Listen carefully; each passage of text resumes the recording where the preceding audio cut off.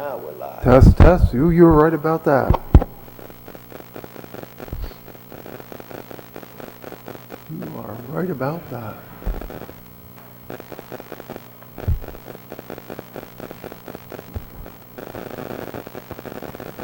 We all got an email from Bradley Wells. He's part of that computer You were stuff. coming? No, I It was yesterday, a day ago. didn't see that. That's just a sales email. That was a Oh. junk, wasn't it? Like, Yeah, no, that's not. All right, no, that's good. Good evening, Chief.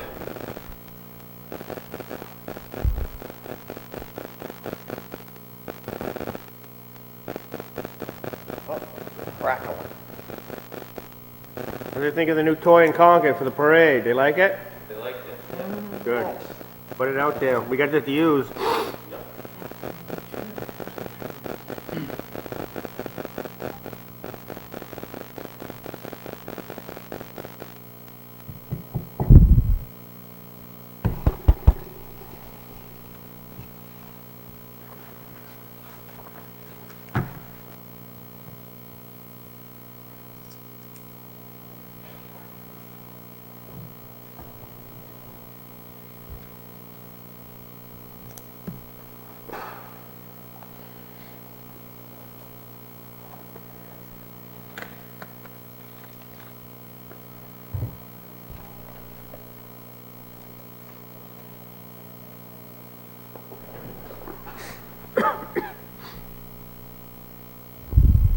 Oh, I see. So Ginger did send in a...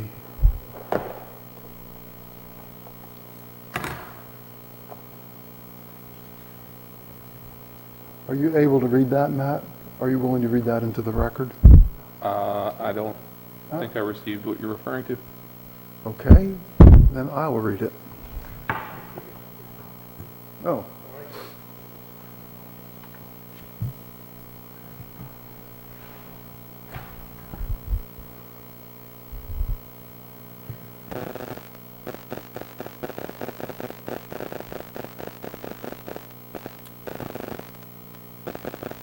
Is that gonna have a problem with recording the volume? Do you hear that? Is that me? I agree. I like the squirrel on the wall. Right. Is that the speaker or is that? The speaker, like, it's gonna... Oh, hey, we're late. We're late? No, you have... Don't take us in. Down. Okay, sorry. Okay, as Chairman of the Select Board, I'm calling this meeting to order at 6:02. My apologies for starting late. Let's start with the roll call. Jim? Present. Beth? Here? Tim? Present. Matt? Present. Hal is here, and also our Town Administrator, Walter Johnson. You want to say chief in the audience? Not yet, we'll recognize him. Okay, let's all rise for the pledge.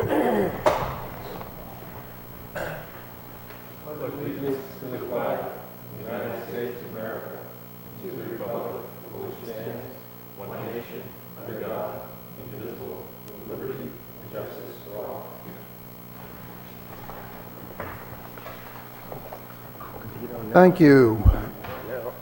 What's up next is Citizens Forum. We do have one letter that we received. We'll read that now. And Matt, you're willing to read that, please? Sure. It is from Thank you. Ginger Dole on Rochester Road. It says, as I am unable to attend tonight's meeting, I am submitting my public comments in writing via Walter. After watching the last BOS meeting, I'm quite disturbed by the 3-2 vote to not include the library's request for $10,000 for a generator as a warrant article. The fact that one of you doesn't use the library, or that they have included a $6,337 book return in their requested operating budget, does not negate the need for a generator. They included this request via the CIP, as did all other departments. While reviewing your warrant articles, you included two that were not on the CIP, road construction for $175,000 and recreation complex improvements for $27,000. You decided to fund these two articles along with fire department radios for $33,000, facilities expendable trust for $25,000, and road improvement expendable trust for $50,000 for a total of $310,000 to be funded from the unassigned fund balance as of 12/31/21. One selectman mentioned he has used the library's computers when he lost power at home, and another voiced his opinion that the voters should have the opportunity to decide if this was a reasonable request. This $10,000 amount could very easily be added to the $310,000 you are already planning to fund from the unassigned fund balance.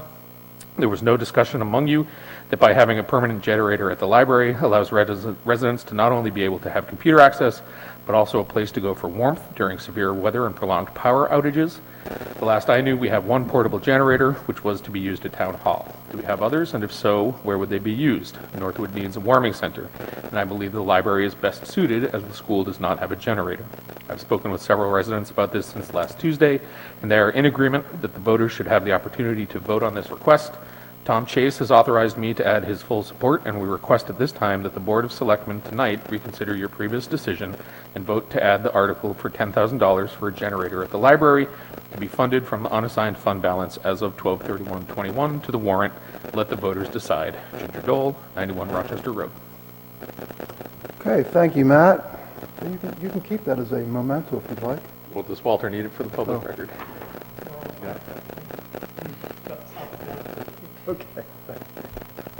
Okay, we're going to move on then to approving the minutes. First, well, actually, the only ones we have are from November 16th. Does anybody have any edits or comments to discuss before we make a motion about it? Anybody? If not, then how about a motion to approve them as written? So moved. A second? Thank you. Any further discussion? Hearing none, all those in favor? Thank you. And now we'll move on to the consent agenda. Walter, would you please read the consent agenda?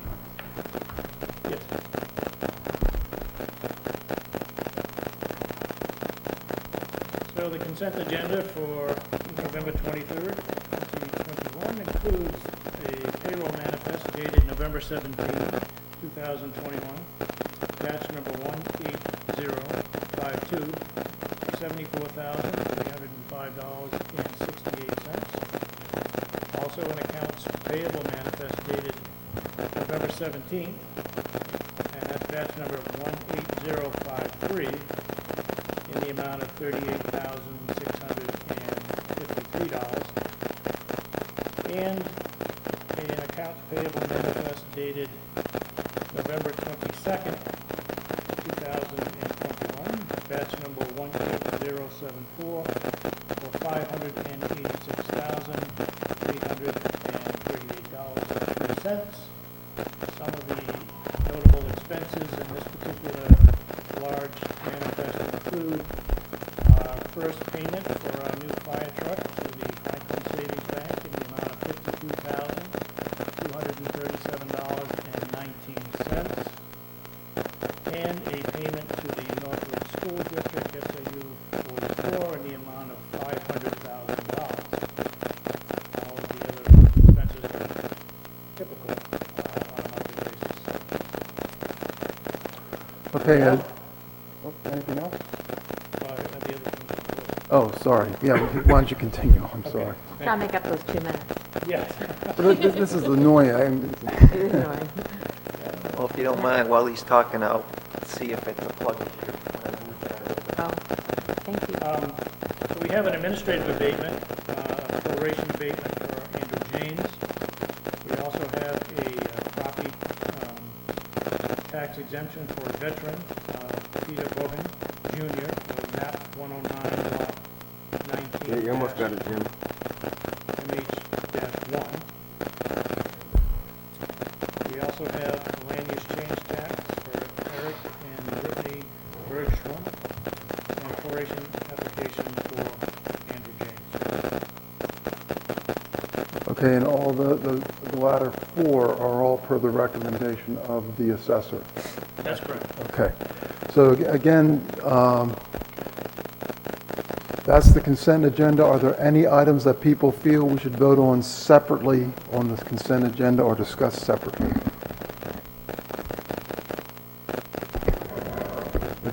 You know what, let's just see. Is it the speaker itself, Walter? Or is it coming from both? Both sides.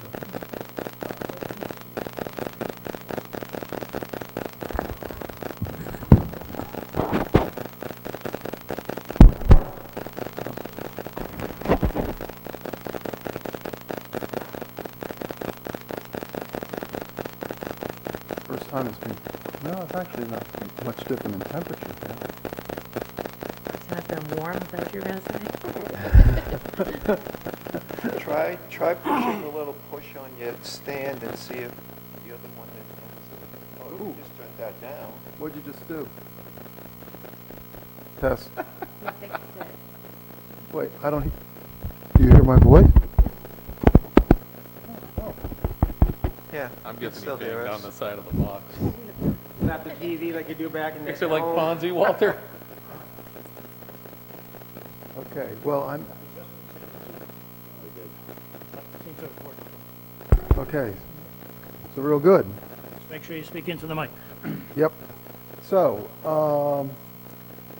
everybody's comfortable with the consent agenda as read in terms of voting on it? Yes. If so, then how about a motion to do so? To approve it as read. Move to approve the consent agenda as read out. Thank you. Do I have a second by Beth? Any discussion? Hearing none. All those in favor? Thank you. That passes 5-0. Walter, your TA report and action items for us.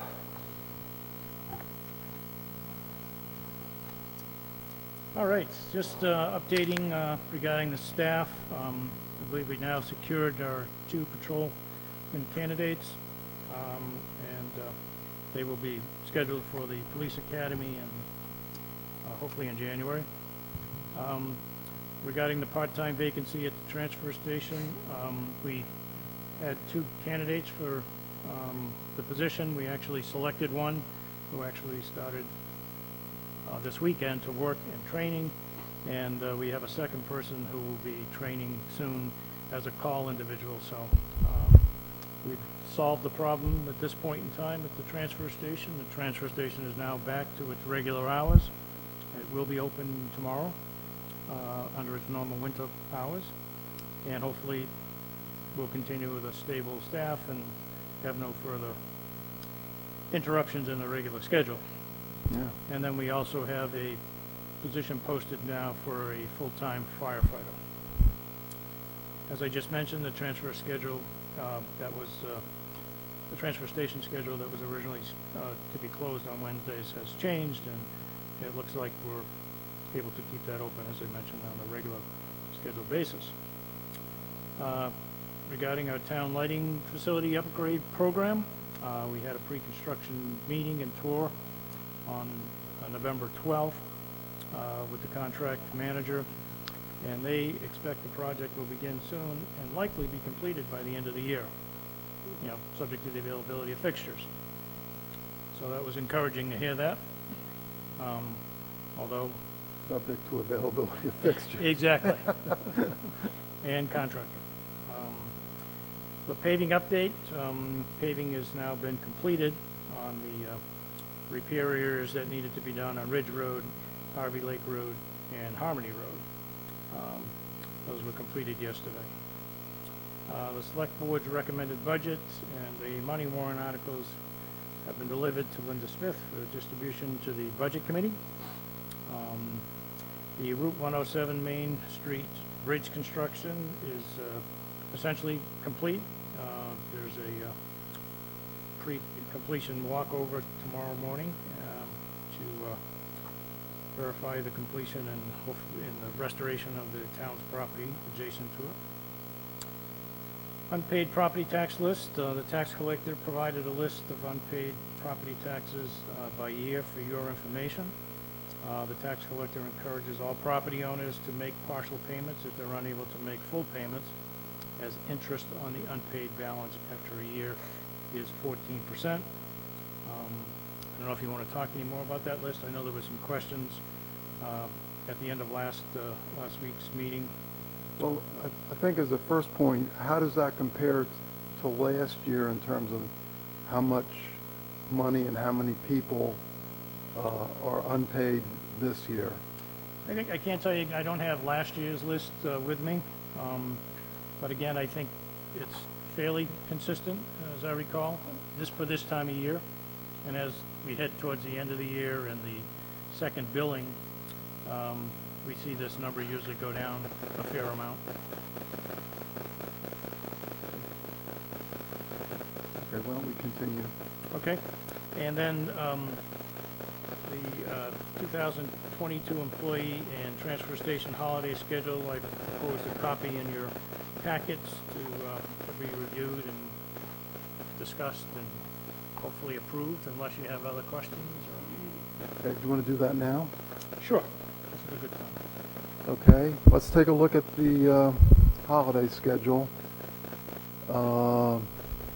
I guess, What was different than last year, anything?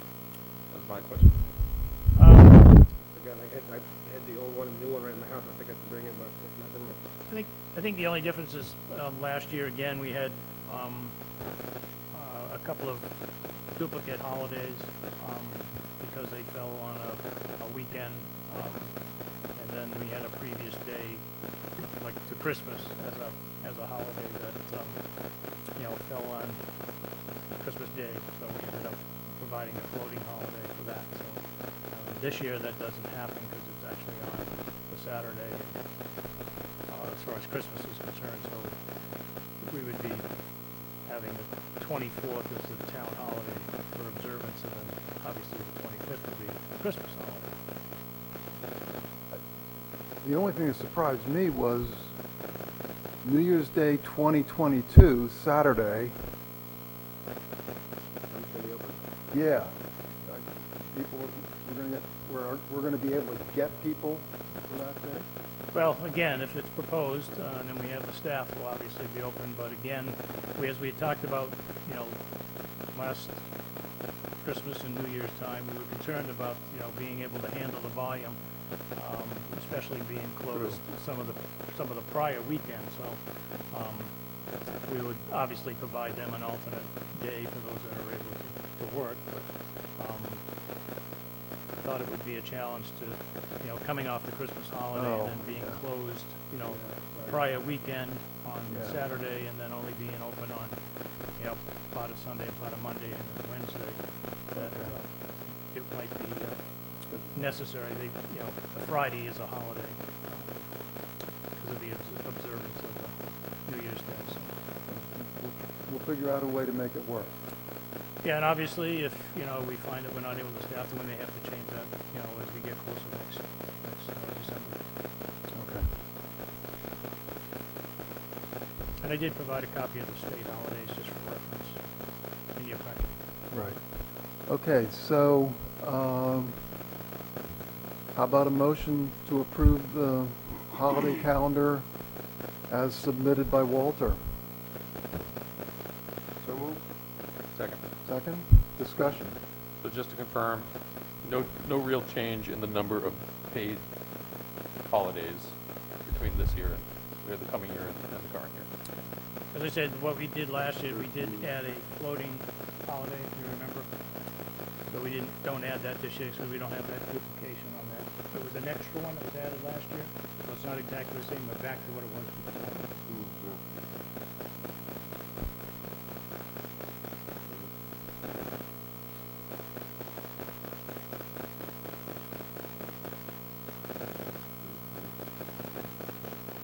Yeah, so, The state has 10 and we have 13. well, we have 11. I think we have 12. Well, I'm counting New Year's Day 2022, so I start with that one, and I go down to Christmas. Yeah. And I Oh, I count see, yeah. 1, 2, 3, 4, 5, 7, 8, 9, 10, 11. Yep, without the 2023. Yeah. Yep, you're right. State doesn't do Columbus Day. Not as a paid holiday. I think that's the difference right there. Sure, motion second. We did have a motion and a second, did we? Yeah. Okay. Any further discussion? Hearing none, all those in favor? Thank you. Let me just go back up here, Walter. Yes, just to sort of wrap up the tax payments or lack thereof. Let's just make sure people know if they're having trouble with their taxes, with their heat, with their food, they need to talk to Walter or come in and call. It's not like you have to go this alone. So let's just make it real clear. But if you're able, now's the time to pay up too. But, be aware, the town has welfare, and Walter will work with you on that.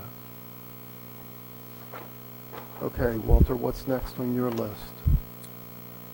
Okay, so the first agenda item under old business, Oh, you wrapped up, oh, yeah, well, other than just reiterating the schedule for regular Yeah. board meetings in December on the 14th and the 28th. Could we do a quick review of the dates of the budget meetings and stuff too, just to make sure we're all on the same page with that in terms of where and when we're...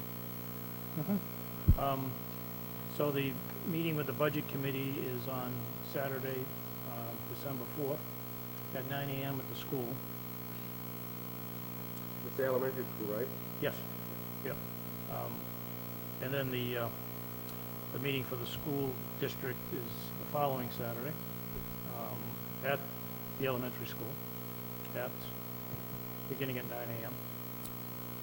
And then the public hearing for the budget is on January 12th in the evening. I believe is it 7 o'clock, Jim? Yeah. Yep. At 7 o'clock, with a couple of snow dates beyond it, on the 13th, or I believe the 14th, actually, and the 15th. And then the deliberative session is on February 5th, which is at the elementary school as well. I got the right date on that, Jim? Yeah. Okay, yep. And that's at 9 a.m. as well. I'll tell you what, why don't you add all those to the list, just so we don't forget them.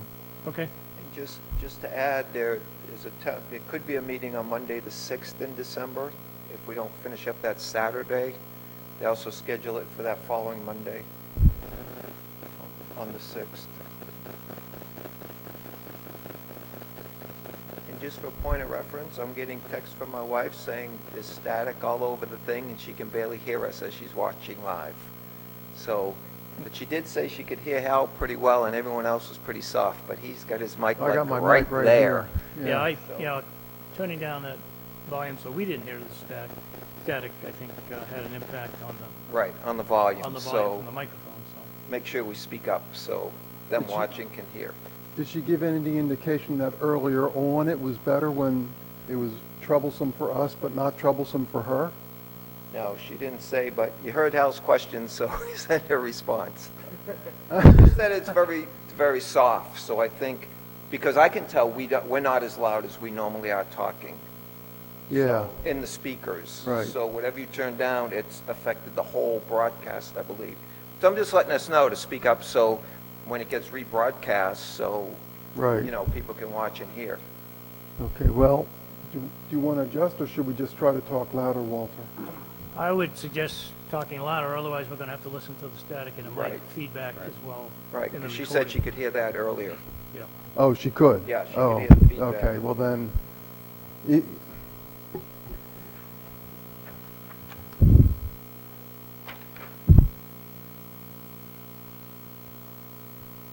Yeah, she says, no, it was worse before, so we just coming across soft, so we should speak up and speak into the mic. She didn't hear Okay. the static now, so so we need to project. project, there you go.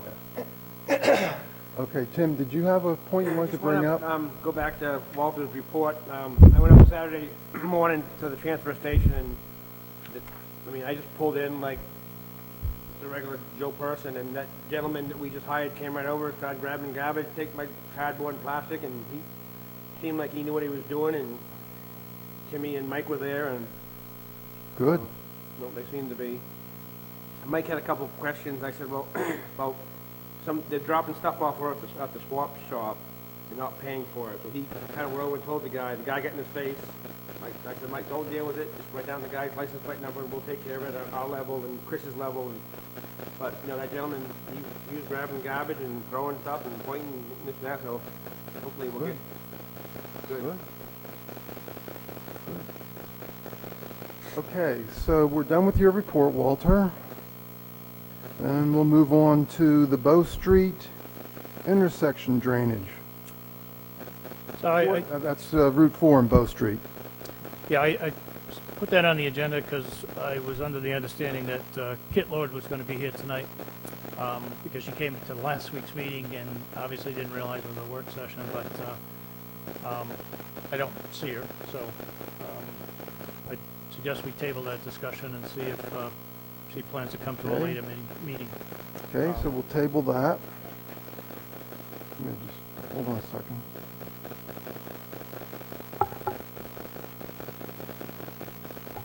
Okay, so then we're going to move on to the use of the American Rescue Fund Act, or ARPA funds.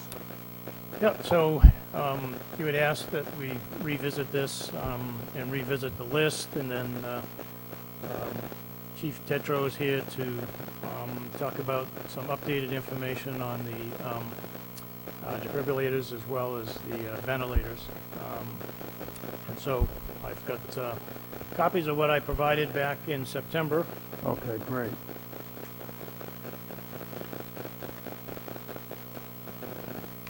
Thank you. And refresh everybody's memory, including mine, how much do we have to work with this year, Walter? So we have $225,000. Okay, and if we don't spend it, do we lose it? No, we have until, at this time, and they may extend it even longer, we have until 2024 for this first portion. And then we'll receive another $225,000 next spring, and we'll have until 2026 to spend that portion. But as I mentioned before, Treasury is still fine-tuning the program, and I understand from a session I went to the other day that they're also looking at extending out the time frame for expending the money, because, you know, some projects, especially water and sewer projects, may take, you know, a number of years to get them designed, off the ground, construction completed, et cetera. So, Right. especially now with the demand being on engineers and construction folks because of the new infrastructure bill as well as this project as well. So, but those are the current rules. Okay, so we have a list of different things that we had from the past. Now, we did not have public input on anything yet, did we? Well, we had a public hearing when we received the funds to accept it.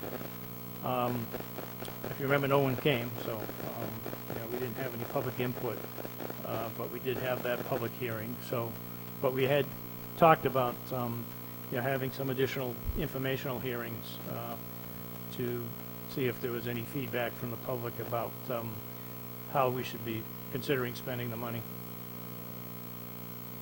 What are the criteria? Well, there's a lot of different criteria to it. Again, this was developed in response to the pandemic that is still ongoing. So one of the priorities is to you know, continue to prepare or help prepare the communities for dealing with the ongoing pandemic. That's anywhere from medical equipment to PPE to those types of things directly associated with serving the public during the pandemic. A provision in the bill is to allow for additional compensation for at-risk employees dealing with the COVID contact with the public, for instance, as we had talked about before, with the exception of police and fire, who received a Right. special stipend on that under a prior program. There's some water and wastewater and clean water projects that could potentially qualify under the program. Again, more so from an economic side, helping communities to rebound from the impact of lost revenue, if you had lost revenue, et cetera, as a result of the pandemic. And let's see, one of the other categories, just had it on the tip of my tongue. Supplementing lost revenue is a category all to its own too, from a budgetary standpoint of view, so that as a result of any lost revenue that you had, you can supplement some of your operating expenditures as a result of that, of the impact of the lost revenue. Walter, are there items on this list right now that you don't believe would pass muster when? As the rules are written today, I think it would be, because one of the things that is different from a grant like this versus any other grant that you might be familiar with is that you apply, they review your project, you get approved, and they send you the money.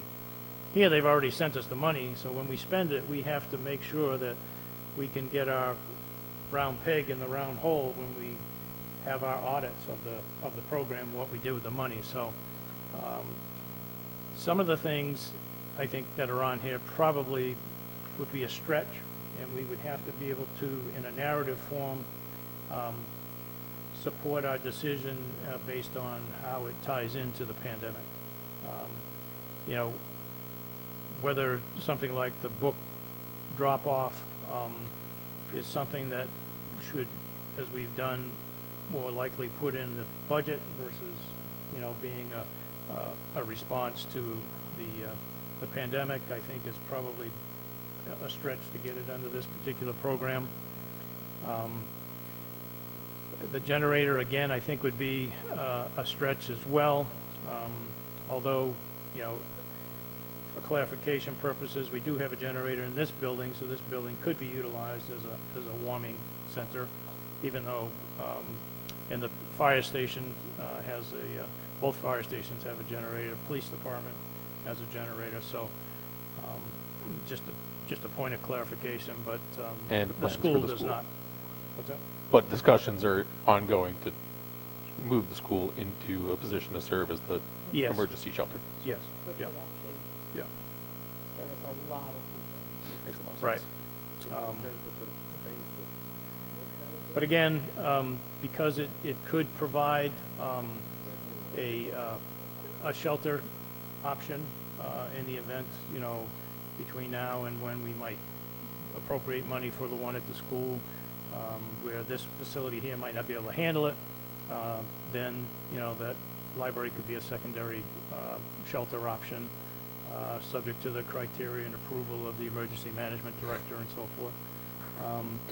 So that there might be a thread we could tie there for that, as well as the services that might be provided to the community, as was mentioned in the letter about, be able to maybe provide some conductivity, for internet if there's internet around during a need, with a power outage and so forth. So it's a possibility. Obviously, the things that the library requested in terms of some of the fixtures and so forth, I think those would be a bit of a stretch. There's certainly, as I mentioned, a stipend or some type of a wage adjustment for folks on the front line who have and dealt and continue to deal with the public during the pandemic. Certainly that would qualify to award them some type of a financial benefit under the guidelines. As we talked about, medical equipment in response to the pandemic, looking at the defibrillators and ventilators, I think certainly we could tie those into the grant requirements and qualifications, along with other, PPE and things like that, the department may be interested in.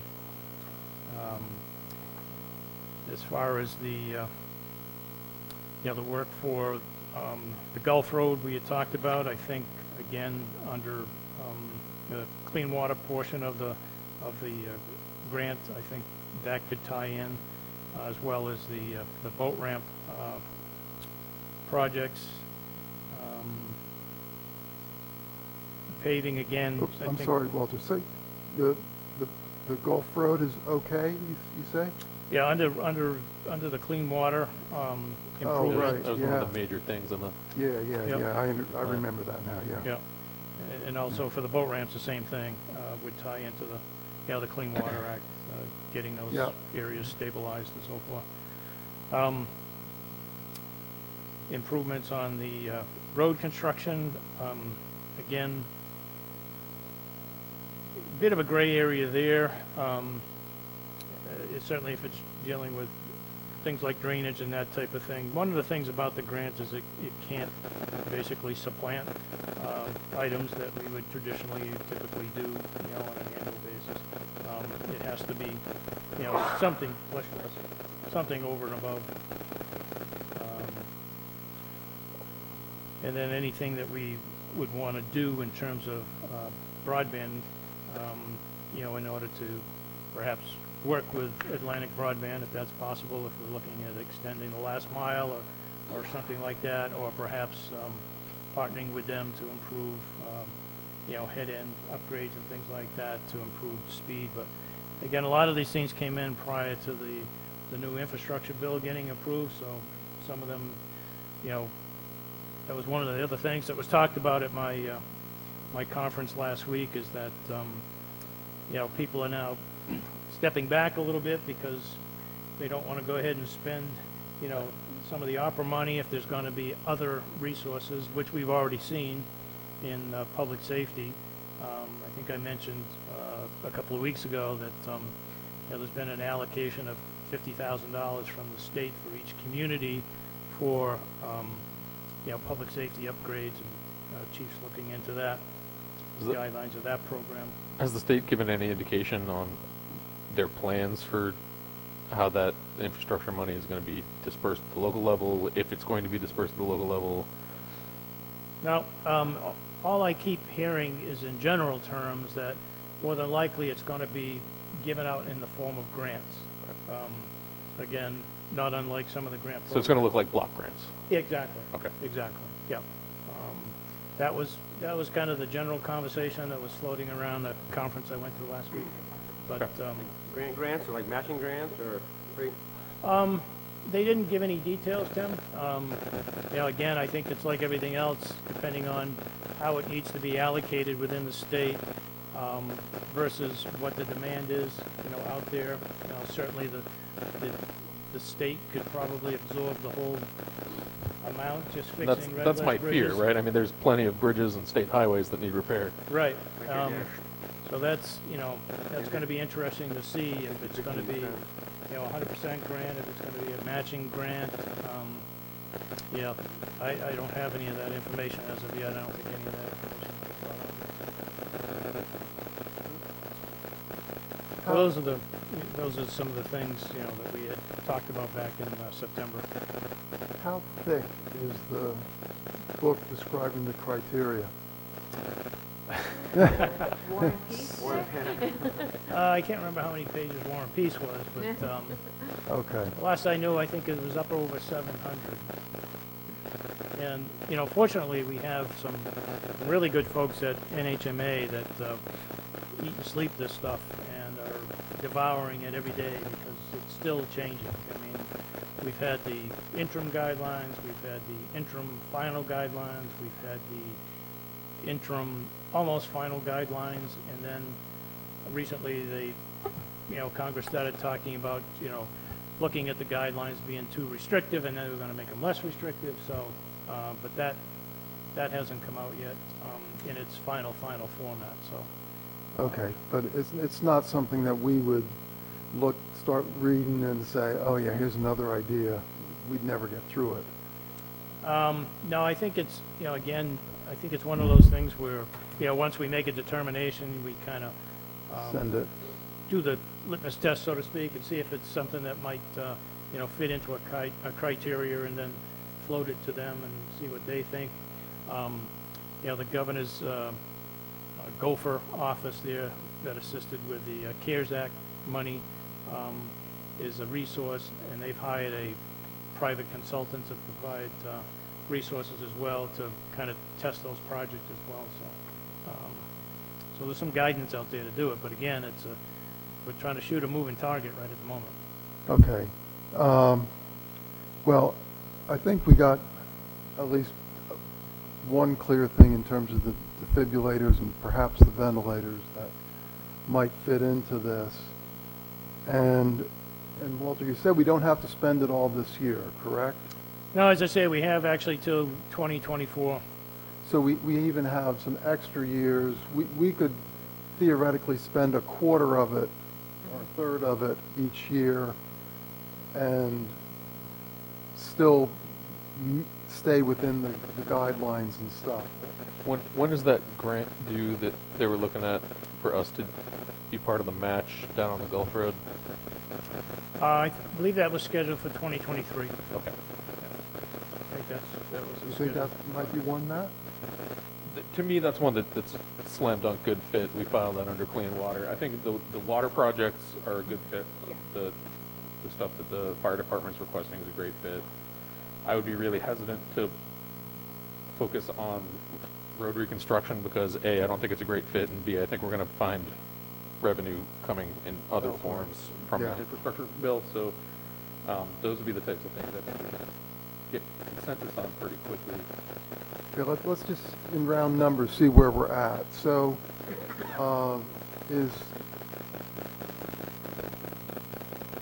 the library saying they have 6,000 in premium pay.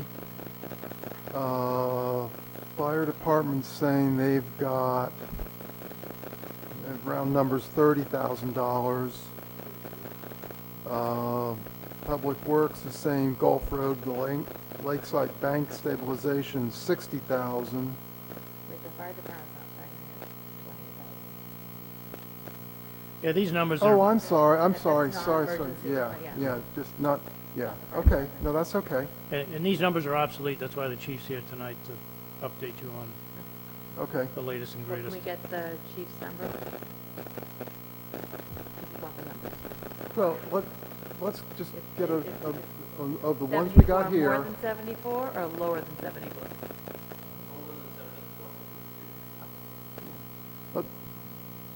Where were we?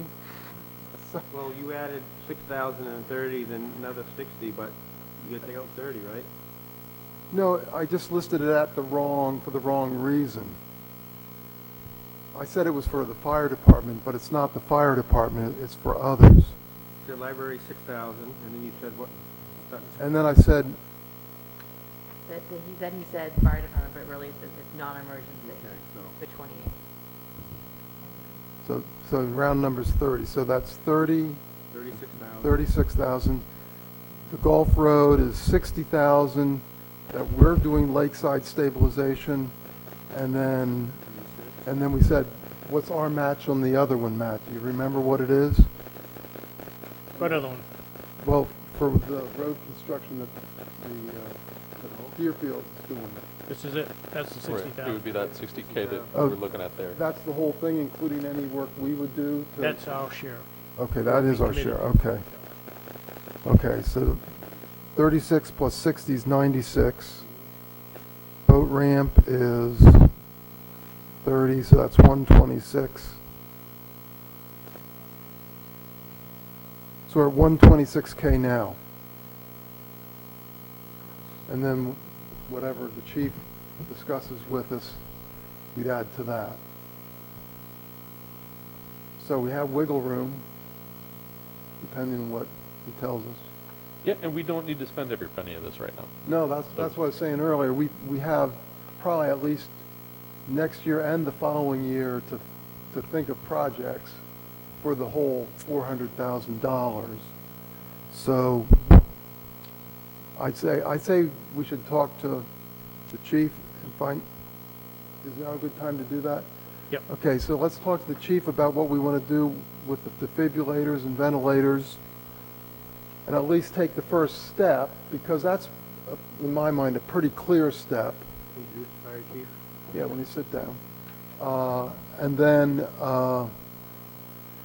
I think we should get some public input on the rest of them, or at least give the people a chance to comment, and maybe they have some ideas also. But I think that's actually, even with what we got here, that's a pretty good list to get started. And it talks about getting us pretty close to what the first half of the money is, so. I do have a question. Where do we get the dollar figures from? Like, what's this library, the one full-time, the bonus would be 2,486, the 3 part-time, and then on the back, like, where those, how'd you figure those out? The non-emergency, staff premium pay? I think it was, if I remember correctly, I think it was equal to what was distributed to the emergency personnel. Right, but the emergency personnel people, they were actually dealing with people personally, not working from All home. shut down, the library shut down, nobody coming in and out, so. This was just a suggestion. Okay. Oh, Okay. It's just because, they were Yeah. actually working with the public the entire time, which is why Well, it's wonderful they were able to get the bonus, but if people are home, Well, the pandemic is still going on. Our people are still exposed every day. They're here working in the office and meeting with we're the public all exposed the everywhere, time. even so- going to Hannaford, right? I understand. I'm just asking where you got the figures from. Right. The same rate the police and fire got.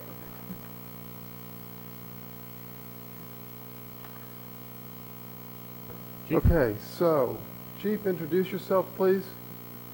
All right, Mark Tatro, the fire chief. Thank you for having me tonight. Zoll, the corporation we were looking at for the defibrillators, their quote had expired in July, so I asked them for a new quote, and at the same time, I asked them to sharpen their pencil because I thought their quote was pretty high. So for the defibrillators, they came back with a quote of 57,000, is it 810? Yes, it is 810. 81024, so that's quite a bit different than the You know how 70. many people are here tonight? 'Cause we're still missing, I didn't get a copy of that or that, I'm just passing the sherry. Keep going, we'll share. Should be 5 of each. Keep going. There you go.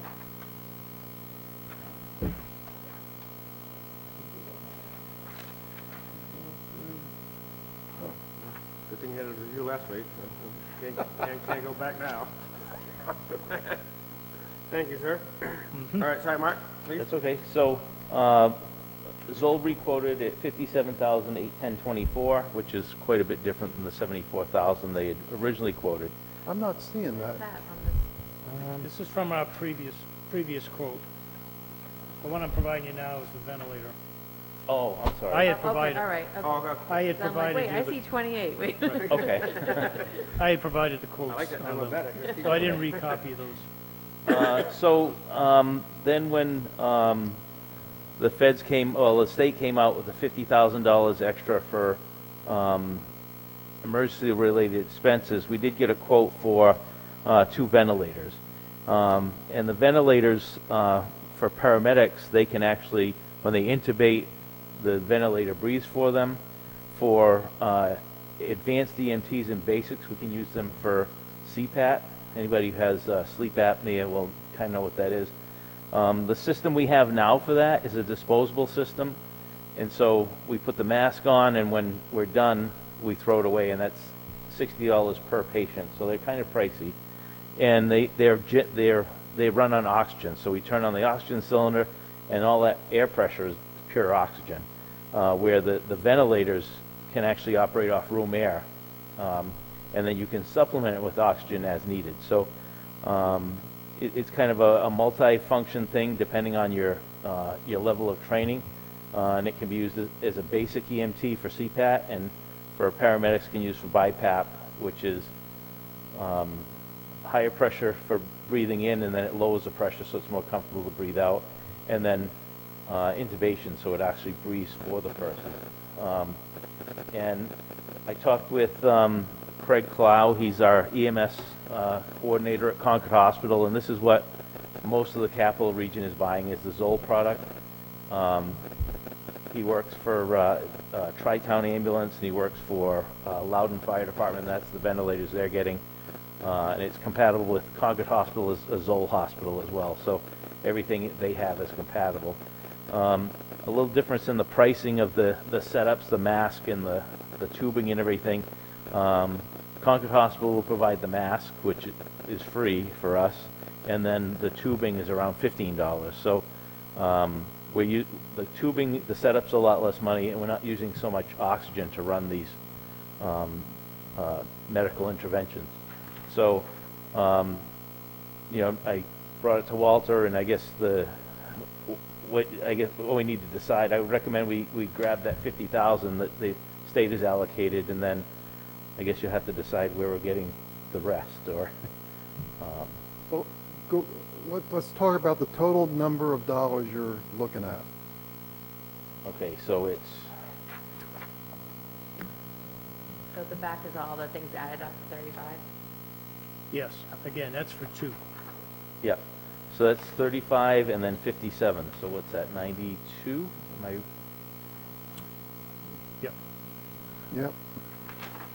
Okay, and you're saying the state has, 50,000, and you're sure that's available? yes. If we were to buy this tomorrow, How long they, was the quote good for? Excuse me? How long was this quote good for? January 11th. Oh, January 11th, yeah. I'm sorry, yeah, okay. We still have to apply for the $50,000 grant, but from what I understand, it's pretty, they're gonna give it away. So, and they've allocated 50,000 per community, so, can we split up the money? In other words, if we were to say we were going to spend 92,000, ask the state for 50, and then the balance we use for ARPA funding? Or must it exactly match what we're buying? Well, there's a match on the. There is a match. Pitch on the 50,000, 5%. yes. So we have to provide the $2,500 basically. Did you say 5%? Yeah. Great. Yeah. Even if we do the 57,000. Say that again? If we do the 57,000, spend the 50 from that, and then pay the other 7,000. Well, that's why I'm not sure, though. That's why I'm asking. Can you say, well, we're going to buy ventilators, or let's say it the other way. We're going to buy, what do you call them? Defibrillators, thank you. Yep. Ask the state for the full amount. Obviously, they aren't going to give us 57,000, they want to give us 50. Can we use a partial leftover payment and apply that against the ARPA funds? The grant's not restricted in terms of that 5% needing to be a cash match, or not being another grant source, because I've seen that I a didn't bunch of see times. that, but that's typically what the feds will do, is Yeah. that it has to be a cash match, but, They don't want to match federal money with federal money, is what it right, boils but down to. I haven't seen So- that in the program guidance for this grant, but I wouldn't be surprised if it's somewhere in there, I just haven't seen it yet. Okay, so, But still a pretty good deal, $2,500 for a Yeah, I think we $92,000 can find that investment. $2,500 somewhere. if it's- yeah, so really what might end up is 92,000, 50 from the state, 40 from ARPA, and 2 from us, in round numbers. And that gets us going on this. I don't, as you said before, I don't want to wait. I don't want to get number 37, I want number 1 to 5, so that's the direction to start. I did talk to the Zoll representative, and he believes he can have 2 defibrillators ready for March, because I said town meeting was in March. So he thinks he can have 2 of those. I don't know what the time frame is for delivery on the ventilators, but I can find that out very quickly. They want to sell them, so. Of course. Oh, already with them, we're waiting. Yeah. Then we better order them. You know, 4 months away, but still, It's better to You be, don't sell them on Amazon, right? No, I wish. Okay. I do buy a lot of stuff on Amazon because Get it's a better very rate reasonable. Black Friday, we order Friday? But I Chief, would think, you know, from that perspective, we're not spending an inordinate amount of the ARPA funds, but we are getting started and starting to move that along the path. And I think it's clear from Walter and the chief's comments that this definitely applies to the ARPA. He's already researched the funding for the state, and the fallback would be if the state, for some reason, declines, even though he thinks that's very unlikely, well, we still have some of the ARPA funds left and we're covered. So either way, we can deal with it, and let's get it done, in my mind. So, do, When the motion comes up, I'd like to get yeah, this. how do we do this, Walter? Well, because of the cost, it would need a approval of the board. Okay, so do I have a motion to proceed with the ventilators and the defibrillators? So move. Second. Jim, I was taking that head nod as the second. Was that? That's all right. I was going to make the motion, but that's fine. Okay. Okay, so we got a motion and second to move forward with the defibrillators and the ventilators with the idea that the state's going to fund 50,000. ARPA funds will cover 40,000. We have to come up with 2,500 in cash. The fallback, in the unlikely event the state does not cover it, would be that also comes out of ARPA funding. Correct. Okay. And just, those are round numbers. Yes, yes. Absolutely round numbers. Okay, any further discussion? If not, all those in favor? Aye. Great, thank you. I think we had a good discussion on the overall list. I don't want to rush that, but please start thinking about it. I'm going to put this on the agenda regularly, so we keep thinking about it, having ideas, and we do need to get some public input also.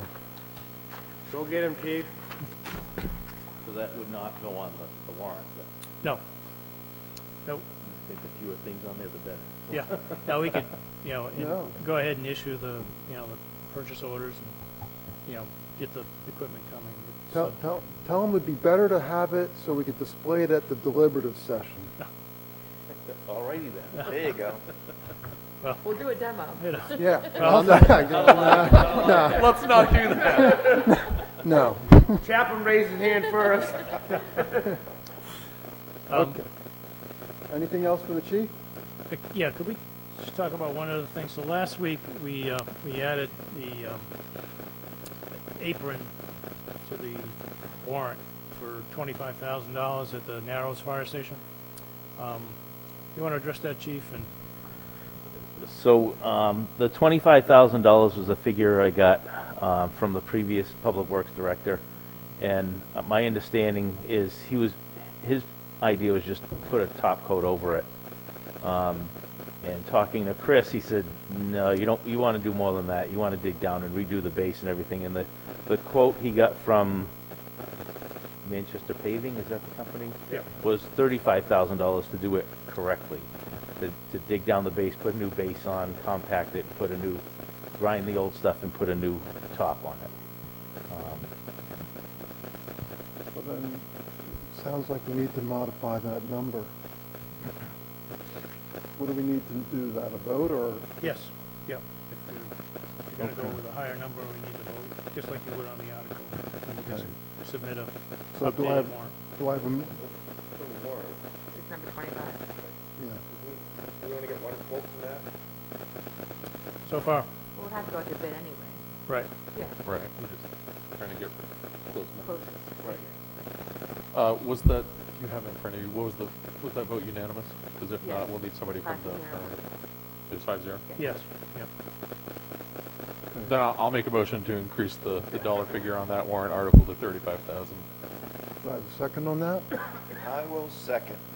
Okay, thank you. Discussion? I have a question. So would that be able to be used under the ARPA funds, or paving, Ooh. paving for, I don't know, if I can get Ding, some, ding. if I can get it for free. Again, it's one of those gray areas. As I think initially we were under the impression that it, wouldn't pertain to construction, so to speak, in terms of, public facilities. But as I learned again last week, if we decided to allocate some of our quote-unquote lost revenue, there's a potential for us to be able to do that. But again, that's one of those areas that's not defined clearly, so I would be concerned to not put it on the warrant and then find out that we weren't able to get Could we put it. it on the warrant, but then look into it, because you can always take it off? Sure. Right. Yeah. Yeah, I agree. Yep. Tim had a question? You're talking just face of the building out to 107. Is there any like down by the side where the forestry truck parks, or is it replacing all the hot top as it sits right Like now? the Are you whole adding any parking more? lot. I, That's what Chris told me. okay, so, So Chris, just like front of the doors, out, side to side, out to the road. The Yeah. big square in the middle, in front. And around the side of the So building. the whole parking oh, lot? and the side as well. Yep, that's what he told me. Oh, down the left-hand side of the building? Yep, where the pavement is now. Okay. I've got a related question then. When COVID hit, the ambulance revenue dropped right off because people were afraid to, ride in the ambulance. Well, last year they did refund it, they did give us some money for lost ambulance revenue. Yep, through the CARES Act. Yep, so, Oh, we and I already don't know, recovered that. I don't know if this applies to the ambulance revenue or not. So we used so much ambulance time, we ruined the paving. Wore out the hot top in front. I will say, a quick Google search pops up quite a few municipalities renovating fire stations with ARPA funds. Okay, well, that's- I'm not saying that we should do it just because You know other what, people next are. time- My mom used to say something about jumping off a bridge, but that's interesting. There's a rumor that the town over below us, Deerfield may be buying an ambulance, so. That- A lot of towns are doing Yeah. that, if they've got enough money. And a lot of them are, Yeah. waiting for their second issue in order to do that, as we know. It's Well, let's hard to at get least one for under $500,000. think about whether we can get some additional. I do have, I lost just have revenue. one copy of this quote, if you want to send that down to Tim, but it does say remove all asphalt. Oh, I didn't realize Chris had a written quote, I I'm got sorry. it, I got it today. Oh, okay. Okay. Okay, let's just keep it, the thought in the back of our mind that maybe there's still some additional lost revenue to capture. So that was the discussion, he's open for discussion, that was I'm sorry, did I lose track of where we were? it. So now we need Yes, to we have a upgrade to motion the, on to the the table. 35,000 and then vote on it. Did we not have the motion on that? Yes. We just did. didn't We have just a need And to now we vote. had a long discussion. We had the Long discussion. discussion. What? Well, the chair must not have been keeping track of this. First, we're 2 minutes late. Yeah, okay. I think we need a little air in here for him. Okay, well, yeah, I'm Turn the still a heat little- off. I'm still a little slow, to tell you the truth. Okay, so, any further discussion? If not, all those in favor? That was a good discussion, maybe that's what got me It off was so wound up. good. Well, it was your comment. Well, I can get it without paying for it, yeah. Okay. No, it was a good question. Okay, so, anything else while we got the chief in here? Did you vote? Yeah, we just, Yes, yeah, we just said 5-0. 5-0. Okay. Thank you. Yeah. I didn't hear any ayes. Yeah, we're a, we don't speak up loudly, mostly just hand gestures. Oh, okay. So while we're Thank doing you. the ARPA funds then, the generator for the library would or would not? You kind of said both. Well, it would be questionable in my opinion. Well, on all of these, why don't we just keep making a list? We can ask at, what's the group, the New Hampshire, municipal. We'll generate our list and we'll send it to them and just get a reading on it. So I'd say, put it on the list and, Like a sign. Because, you know, we can't talk to people because of COVID, so we're gonna write the note on the sign. yeah, we tried to put up paper signs, but they got wet with water. Okay, anyway. I get a question. When are the articles actually finalized? Because if we can put it under there, how much time do we have to pull it back off?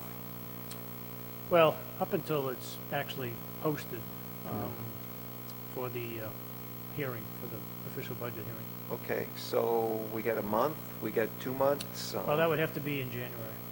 Okay, Yep. so we got to look into this like next month. Oh, yeah, we'll look at it. Oh, into it okay. right away. Yep. Any feelers on a full-time position? Anybody out there talking, or? We've had 2 applications. We have 2 people that are in-house that are really interested, and they need to pass the firefighter's physical ability test. And right now, the only place that's happening is Georgia and Florida, but they're willing to fly down there to take the test. The key is it's not an easy test, so, you know, we wish them the best, obviously.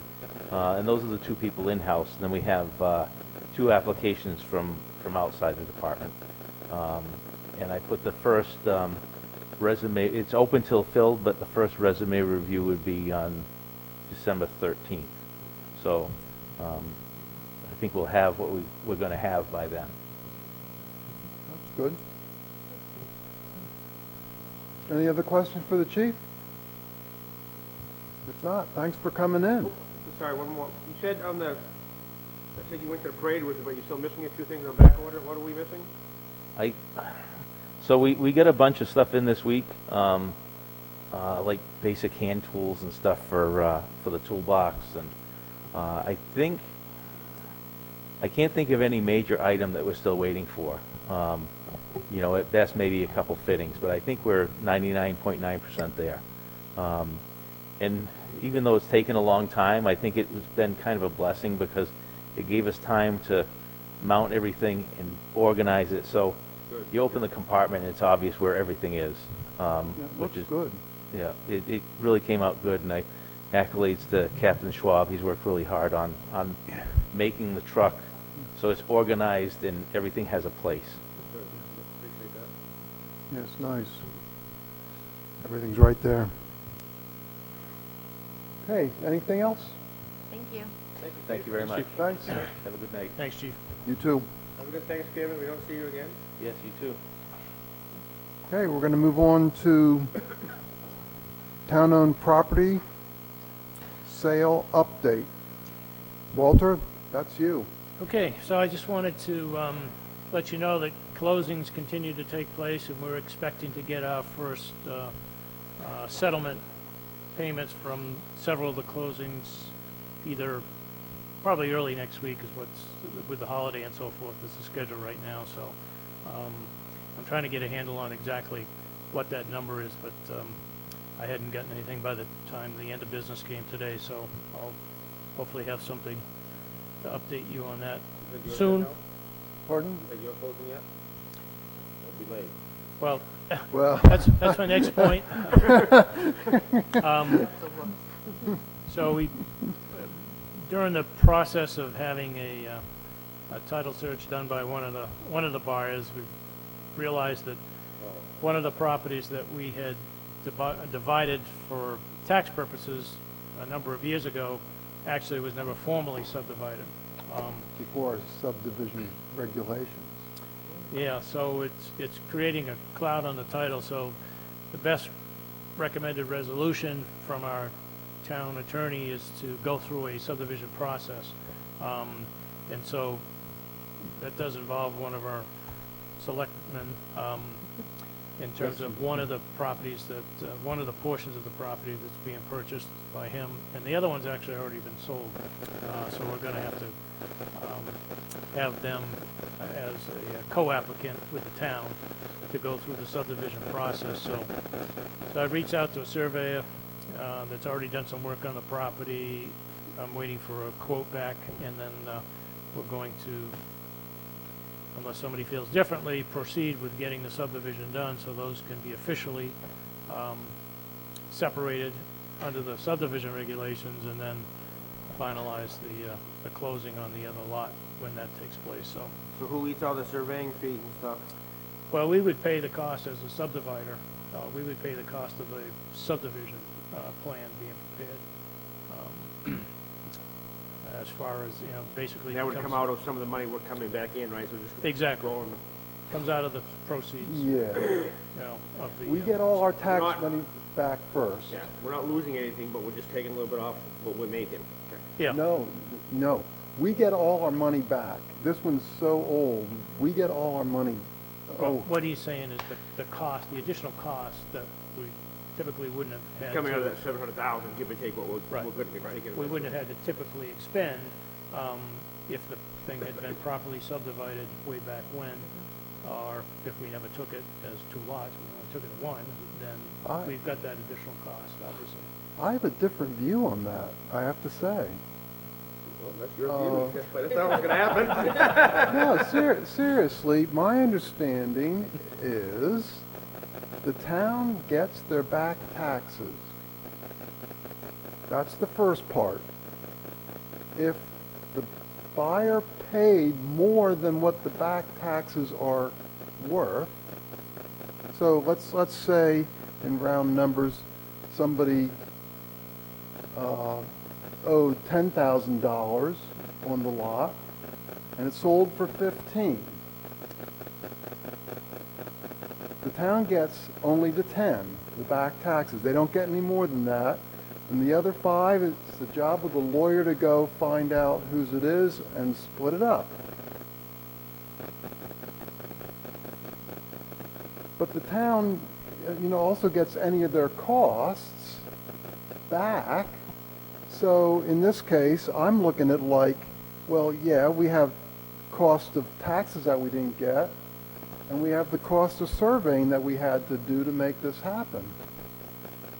And so, in my mind, if, let's just say, again, in round numbers, that it's $2,000 that was spent for surveying, then we get $12,000 back out of that 15, and then whoever was the previous owner gets 3. But in this particular case, we've already exceeded, Oh, we have the exceeded? amount, so, yeah. I should have stopped me earlier then. Well, I was being polite. In the interest of time, you could just go. We're going to give you one button over there. You were really, Yeah. on a roll. Yeah, I was really making a good point there. You were making a Wonderful really civics good lesson, it point. just didn't apply. Okay, well, anyway, I guess we all understand the situation now. Moving on. Okay, Walter, well, thank you. Wow. Well, at least we got this recorded. All right. So, just, You can use this for next Just to- administration meeting, How not to do it. just to sum up, so that'd be the path to take, and I just wanted the board to be aware of that, because obviously you'll be, an applicant, so to speak, on behalf of the town, to go through this subdivision process, and we'll do it just as soon as possible, but it's gonna delay, one of the closings anyway for a bit, so. Other than that, we haven't run into any other, need any votes or authorize your signature or anything, you good? Is what it is, just. take yeah, care of it. I mean, I think, you could certainly, authorize me to sign the application, that would, just speed up the process and not have to wait for a meeting if it's, something that comes together ahead of time, that's fine. Could we authorize him to act on our behalf for whatever's necessary to move this to completion? Yes. Do I have a motion to do so? So moved. Discussion? All those in favor? I'm sorry? You might want to consider recusing. Oh, yeah, I'll step off that one. So 4-0-1. Okay, great, and that's pretty much what the update is on those properties at this point. Okay. Anything else you want to add, Hal? Yeah, well, I think we should just, at this point, move on. Okay, next up is tax rate setting status Boy, I've been waiting with bated breath for this. Well, unfortunately, it's not good news. I did finally have a conversation with our Department of Revenue representative today, this afternoon. Was hoping that we would at least be able to do some work on the town portion of the rate, but they're still waiting for some documentations from the Gulf District, and that, at this point in time, is holding up the process. So I've reached out to who I believe is the representative from the district to, you know, let him know that, I didn't get a chance to connect, but I had done this before, that, you know, we're certainly willing and able to help with any documentation that might need to be done, on the financial end, because we're certainly capable of doing that. But I haven't gotten a call back on that as of yet, so, you know, unfortunately, I was hoping that everything was gonna be ready for discussing it tonight. You know, as we had talked about at the last meeting, in terms of how we were going to adjust our revenues as a result of the income coming in for the sale of the town properties, that, you know, we would be, we were estimating, you know, the 700,000 is going to be a little bit lower now because we've had some fallout in a couple of the sales and going to have a delay now. But, so we were estimating our revenue would be adjusted up to 350,000 that we'll receive by the end of the calendar year. And that, I would suggest that we use 200,000 from the fund balance to compensate for that anticipated amount that we will be receiving, hopefully by the end of the calendar year, but not knowing that for sure. And then we have already, you know, committed 298,000 towards the fund balance through the warrant articles that were approved back in June. So, I believe those combinations are going to certainly reduce the town, you know, portion of the tax rate significantly. I'm not ready, you know, I wish I could give you 100% numbers because there's some other factors that come into play from DRA, but, you know, certainly looking at least $1.50 at this point, less than what we had paid last year, as far as what was set last year for a rate. So. But again, there's some factors that DRA brings to the table in terms of the final adjustments on the state aid and so on and so forth that factors into that. So When's the deadline for the district, the Cove District and all that to get all the paperwork into you? well, they work directly with each one of the districts works directly with the state, so they're responsible directly to the state. And typically, you know, we try to get that information into them based on what they have to do in September or early October at the latest. So, you know, hopefully we can help them get that along so we can get this rate out. Because now we're looking at, if we're lucky, you know, tax bills going out at the earliest the end of next week. That's providing we're able to get our vendor to, you know, generate the bills and get our rate, you know, on Monday or something like that of next week. But that's a stretch. So that's going to push our due date off more than likely into 2022, which is not a goal. And certainly didn't want to not have it on Christmas either. So. Right, I was going to say 30 days after, a few days from now, makes for a bad Christmas gift. Exactly. Now the good news is we'll be able to deliver a lower town tax rate. Just don't know what we're going to be able to deliver overall until we see what the school number comes in at. So you think $1.50? I thought it was closer to 2, but maybe I was wrong. Well, again, it's a guesstimate, and you know, it depends on what how those other revenues might be adjusted. I think originally I figured about $1.80. So, but again, without having those numbers, I'm not anticipating that because of the depth of our fund balance right now. I'm not anticipating any overlay at all, other than a small amount of what they use to smooth out the calculation of the rate to make it a round number versus, you know, Right. multiple decimal points. So, Well, I think are we going to have a special meeting to set the rate? Well, certainly we will if you want to do something differently in terms of the estimated revenue on the land sales and the use of the fund balance. When, Matt, do you know when the school will finalize theirs, or has the school finalized theirs? Yeah. The school's done, everybody's done except for the golf district, But does, as far as the submission to the Department of Revenue. but this, has this, because the state won't calculate the whole thing until, All the pieces of pie there. Right. Yeah, because it has no value until you get all the pieces of the pie. Because we can't issue a tax bill without all the district tax payments. Tax rates.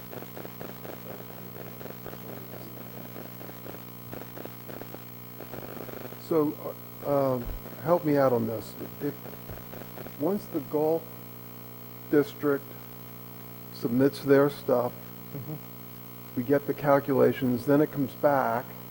We Right. can look at it and decide whether we want to do anything more with the fund balance, or is that it?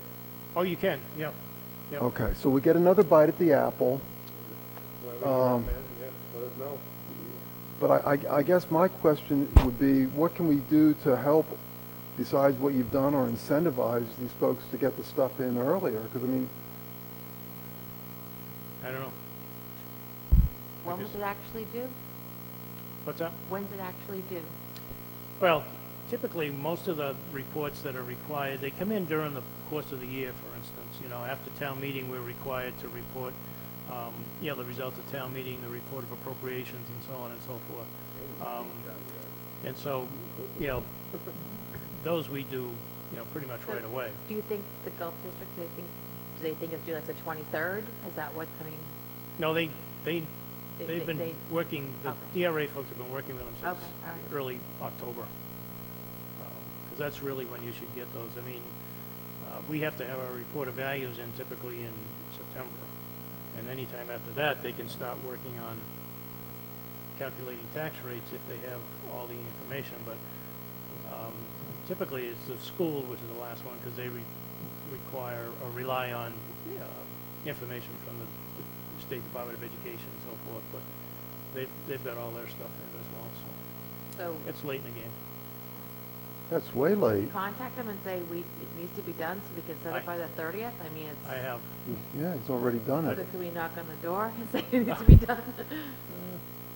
I don't know. Everyone's asking about this. This is Mhm. pretty important. Yeah. Yeah, and this, I mean, in some ways, the village districts are a blessing because they address certain needs in town.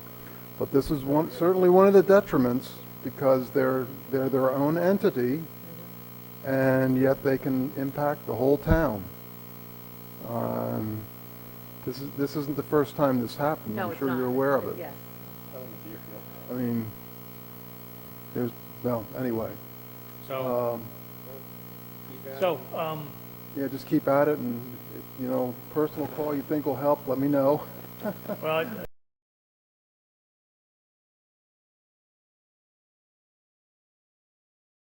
Okay, hopefully we'll be able to help them. well, maybe one of the other officers, is the only other suggestion I have. Yeah, that's a possibility. Okay, well, like I say, we get another bite at the apple once we get the data back, and Walter, if we need to have a special meeting, give us as much heads up as we can. Yeah. As you can, Yeah. please. But I'll try to make it just so we can do it just a 24 hours. Right, okay. Yep, okay, good enough. Ready to move on then? But we'll probably use those preliminary figures, unless you feel differently now, so that I can have those factors factored into the formula at that point in time, and then if I want to do it differently. How much more of the apple can we bite? There's another chance of the apple. Like, how much more do we have? How much more would you prefer to take out of that fund balance, more? Still have a comfortable amount? Oh, we're in fine shape. If you remember, our plan, was to utilize the $350,000 a year, basically. We actually were going to use a little more. We were going to use $477 this year, but one of of the articles got defeated, so we're putting in the extra 200,000 to bring us back to where we anticipated we would be. But you know, again, it's whatever you want to use. You can certainly use, you know, significantly more, but, you know, as I always tell the kids, once it's gone, it's gone. So, you know, you have that boomerang effect. Yeah, that's the one thing, and I think that's something we should consider, but the other factor is we also want to think about the school is going to have some issues with the SAU changes. I think you brought it up, too. So in this tax bill, I think we're still with the old SAU? Yes. Yes. Yeah, so it's next year that it'll go from, March's budget, which would be, yeah. so it'll go up from we pay a third approximately to we pay half. So this year it's half, and then next school year, it's the full, 100% Northwood. But this current tax bill, It's half. It's Nottingham. the current and- one right now, Yeah. that- Well, when does The SAU is Nottingham Stratford left? last year. This year, the SAU is just Stratford Northwood. left last year. Right. So this current bill is effectively half the SAU. Right. Next year's will be The whole, hold on the bag. so to that point, we might want to try to offset some of that. So if we were paying, you know, like I say, a third the previous tax bill, and now this tax bill we're paying half, which means we're paying maybe another $300,000 more, we may want to consider softening that blow by putting in $300,000 more to, yeah, and I think the SAU budget is about 600,000. I don't think the difference between the 3-district and the 2-district was all that stark. I think the difference between the 2-district and the single district is going to be substantial. Yes. So, to maybe save Right, some of, I think we think went saving from some of that- 200,000 that to balance. 300,000, which isn't a huge difference, $100,000. But when you go from 300,000 to 600,000, that's a huge difference. okay, so we might want to help this year, but we want to make sure we at least have some money more to help even more next year. So that we definitely need to keep in mind. But the other factor that I keep thinking about is Walter said, or, you know, when I looked at his numbers, you know, spending estimate to be used, order of magnitude 350, 375. Well, just pretend for now, I mean, I know we're using up some of it right away, but pretend for now, we add in for consideration that 700,000. Well, let's use 600,000 because we don't know, but 600,000 over 6 years, that's an additional 100,000 that we could lay out each year. So there's an additional 100,000 that we could also consider, at least in my mind. So if you take the combination of the school at what, 200,000 more, or is it 300,000? 300,000 more, and the additional funds, we could theoretically, in my mind, add another $400,000. I mean, I'm purposely sort of, you know, looking this way as opposed to over at Walter. But, I think it's just remembering this, though, because well, I think, for the past few years, this didn't happen, so we need to, you know, make a mental note of this, a post-it note somewhere that, Oh, we have it in writing. yeah. Right. There's a plan now. There's a Yeah. plan. Yeah. You So know. that's the point I want to make. We are actually buying down the unfunded balance, returning money back to Yeah. the taxpayers. Right. Right. well. No, I just want to it's make that through a var- clear. But it's through a variety of ways. Right, and it's over a period of time. So Right.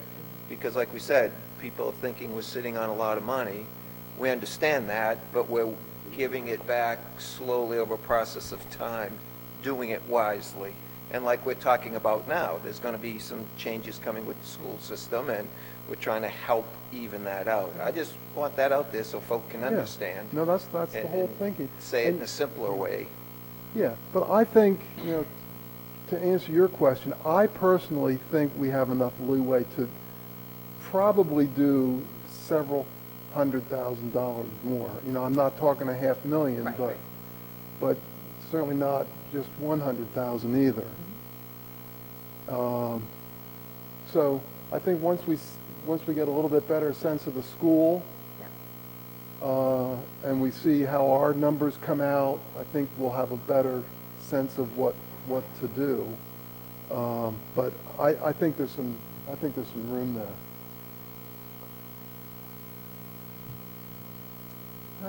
It didn't feel too bad on my back there.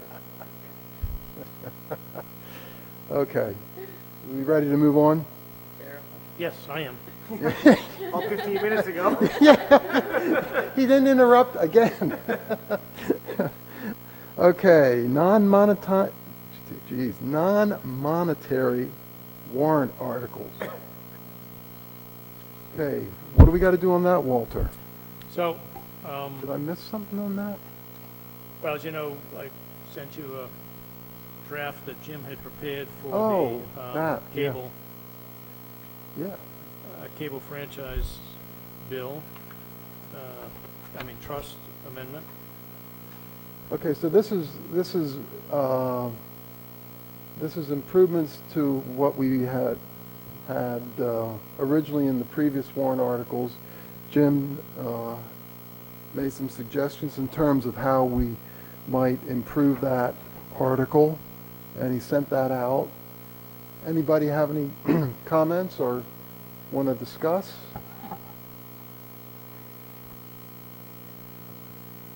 Feel free to tweak. It's I okay. I thought it was pretty good, and the only thing that needed to be added was, as in the original articles, you need to have somebody authorized to expend, which would most logically be us, but other than that, I thought it was much better, quite frankly. Yeah, and I put that in the last one, it's in at the end. I just kind of didn't think of that because it was in the original, and we're only changing that piece, but Yeah. that's a good point to make sure everyone understands who does expend the funds.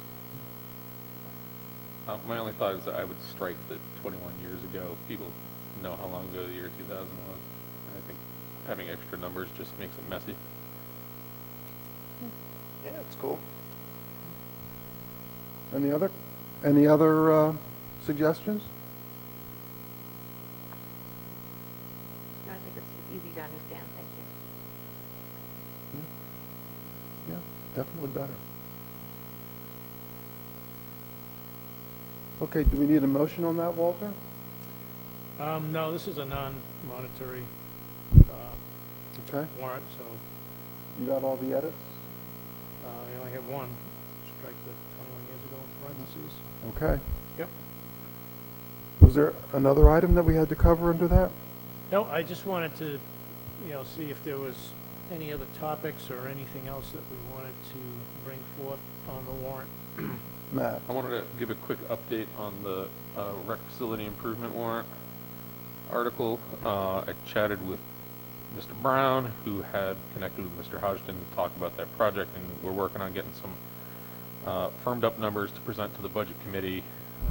I apologize for the fact that it's not going to make it into the packet. We might just need to share them on the day we're in there. But when those gentlemen connected, the initial numbers that I gave you when we first were talking about it of somewhere around the $10,000 to finish the blasting is still a fairly accurate number in terms of getting that last bunch of rock out.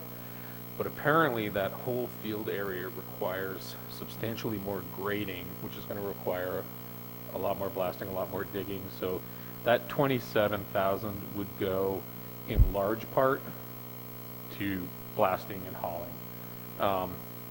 It's also going to take a good chunk of time for that to happen. So Chris's recommendation, and I support this, would be to keep the number at $27,000. We'll present it as a not to exceed number to the budget committee. I think, we'll then do that blasting, get it graded, which will use the majority of that money, and then looking to the next year, whatever needs to happen in terms of loaming and seeding, we can either take that out of revolving or budget it or do another warrant article, but dirt's pretty cheap. You gotta remember when all that ledge being blasted, can be crushed and sold, and used in our roads, we've used, and when, back when my company blasted the first 3 or 4 times, and we sold some back in the town, and, you know. So there's revenue? Well, part of that's gonna come down to how the agreement gets settled with the company doing the, and we're gonna get it in writing this time. And I do believe some of the numbers that we were getting from Hodgson were with the understanding of like, that's his rock, right? So, does that number sound right to you? Okay. So, we're still chasing down some firmer numbers on that. I just wanted to clarify that we're not gonna be able to accomplish quite as much as I might have initially been hopeful that we would with that amount of money, but it's still going to be a big project, and it's going to be a huge step towards finishing up. Maybe not finishing. It'll be a huge step towards, further improvements up there. Did you have any idea what the next year dollar figure would be? No. Not at this point. I think we almost have to get the work done and then see what we face. But he was saying it needs to basically come down almost another 2 feet for like the total surface area of a new rectangular field. So that's a lot of work. Yeah, we're not promising to finish with this mine, that's for sure. Correct. Just another phase. Yeah. All right, so I just wanted to make sure everybody understood where we were at. The next phase is blasting, and that's what you plan to do. Perfect. That's exactly right. Okay. Okay, while we're on warrant articles and stuff then, I'll just open it up for, I think it's you three. If either of you, any of you three want to make a motion to reconsider that vote on the library generator, give you an opportunity to do that now. So what it would be is a motion to reconsider. We need a second. We'd need a vote in the affirmative to do so, and then we could rediscuss the generator. So if any of you three want to do that, this is your chance. So I guess my thought was that we were working with the town, with the school, to get a big generator to have at the school, to have not just a warming shelter, but a shelter that would house, dozens of people, 100 people. Well, I think everybody understands that. I think Ginger was just saying, should you give the people a chance to vote on the library generator, or do you want to just take that option away from them, which is what we did by not having the warrant. So if you'd like to reconsider and put that back on, this is the chance to do it. Well, I made the motion, so. and if you don't, then we just move on. Okay. Let's see. Oh, boy, the assessor's sales analysis. Just before we move on, I just wanted to note a couple of things on the operating budget that came to light. Under the community support, outside agencies, there was a duplication of the funding appropriation for the Rockingham County meals and the transportation. So basically, there was an extra $1,825 in the budget that we're going to be taking out, so that number will change slightly. And there was a request that we didn't address, which was a new request that I thought was one of the prior requests in new clothing, for lack of a better, sometimes these agencies change. Right. Which was this One Sky, and, oops, We got 5 copies.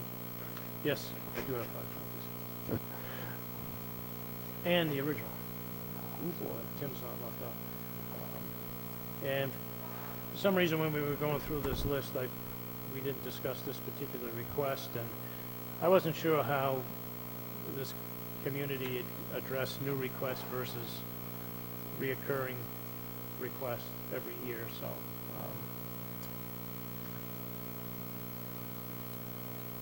And if you decided to add this to the budget, then, you know, the impact would only be, you know, the difference between the 1825 and the 2000, which is what they're requesting. You know, so $175 basically.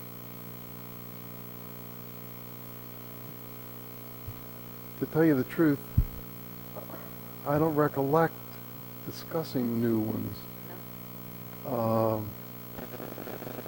But I know that we've had a general policy of where we can directly link somebody in Northwood benefiting to the service, you know, or to the services provided, or the service provider, I should say. We've generally been supportive. So, Work with the school? They probably work with the transition program at the high school. This is our county developmental services agency, and historically, you know, they're funded through multiple mechanisms. It's my personal opinion that they are grossly underfunded at this point, and I think it would be a fine expenditure of $2,000 to support those residents receiving services through One Sky. well, they say it's, right now it's 20, and they're asking for 100 per person, so it's, oh, so that's what you were saying, 2,000 versus, well, I connected the dots on that one, and, okay, good. Thank you, Walter. Okay, so do we want to, how do folks feel about that? Do we want to make that adjustment? Yes.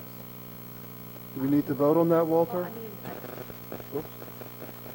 I don't know if we should say $100 per person, because then what happens if when we get like, maybe just say 2,000, Like we can, Well, that's they're what- asking for 2,000. right, but then, that way, we're not penciling ourselves into $100 per person. Oh, I see. From here on out, They, right? yeah, I got Well, we're you. going to still expect them, the same as any other community service agencies, to make their annual requests. Yeah, okay. So if everybody's comfortable with the 2,000, then how do we do that, Walter? Do we need to vote or just? Well, again, it's gonna amend the bottom line of the budget that you've already, you know, approved, by $175, so if you're, good with that, then.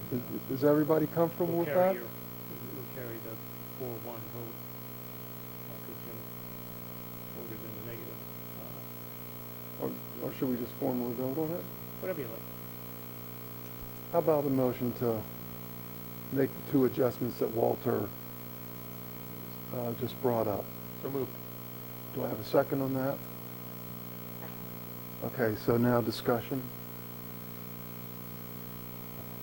Okay, hearing, But no one else says, like, you didn't get anything from the Ready Rides or something? that changed names too. It's something. Because I saw them on Facebook as Ready Rides again. Yeah, we didn't get a request from them this year. When is the deadline? I thought my first year we did stuff. Well, this says July 27th, though. Yeah. I thought we had like a deadline to get stuff in, and then I thought once, maybe I was sitting in the audience as a regular taxpayer, that you didn't meet the deadline, we put you off, we could see you till next year, so long as, What that was, can't, correct me if I'm wrong, but it was when we were discussing a payment to one of the lake associations for their Lake Coast program that wasn't included in the budget. I think okay. what we're talking now is this will be to be included in Okay. next year's Does budget. that include this year? Therefore, The Lake Coast program that came to us last year? I think we approved the Yeah, requests that's- as we got them. We had money left, Okay, all right. and so we gave them some money with encouragement to, and then they followed up well in time. Okay, so, all those in favor of those two adjustments? Aye. Okay, we're all set then. Okay, so that's, okay. You know, okay, does anybody need a break? I don't think we have much longer. Oh, Walter. Walter's smiling because he knows It's the... like hit house off talking. Okay, we're gonna take a 5-minute break because Walter thinks the assessment analysis is gonna take... Not necessarily. No? No, You no. gave me a it- funny look there. No, it's Not that Well- kind of funny look. usually when I make my presentation, it generates some questions, so that takes longer sometimes. If you don't have any questions, it's not gonna take long. Yeah. But, again, this is informational, if, for your benefit and for the public's benefit to, understand what's going on, with property values. It's continuing to go on with property values in terms of, how we are required to assess property in order to keep them, within a certain percentage of 100%. And this is a report that was generated by our assessors that tells you, pretty much how activity is going within the community and certain types of properties from a number of different aspects, and also by neighborhoods and so forth. And as you can see, if you look at just point out under the distribution of sales ratios, for instance. If you look at that summary, they had 96 qualified sales that they used in order to come up with these statistical reports, which means that there were what they call qualified sales, being that they were arm's length transactions. They had sufficient time on the market based on today's world, of course. Sufficient time on the market today is 10 days, but it used to be longer. But they were exposed to the market, and so they weren't sales that would have things about them that would have disqualified them as being true market sales. So there was 96 of them, and that just on that particular ratio summary and how that distribution is, we've got a number of properties, 23, are less than 70% already. Our assessments are less than 70% of the market value.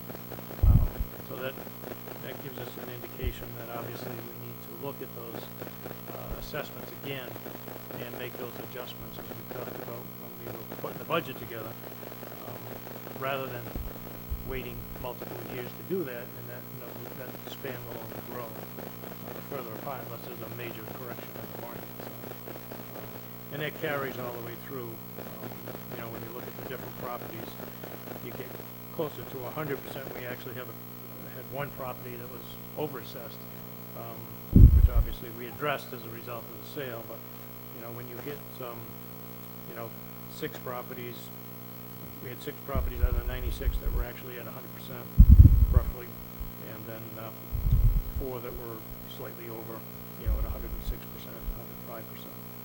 But for the majority, they were, below, the 100%. So that just indicates to us that we need to be looking at those values, and we will be looking at those next year. What's the state requirement in terms of... So we're supposed to be within 10% of 100%. So, 110 and 90 is kind of the parameters that we need to fall within in all our different categories that we assess by, which are, neighborhoods and Right. and different categories of construction and that type of thing. We have in the budget money to do extra work. Yes. Yeah. Will that help address this?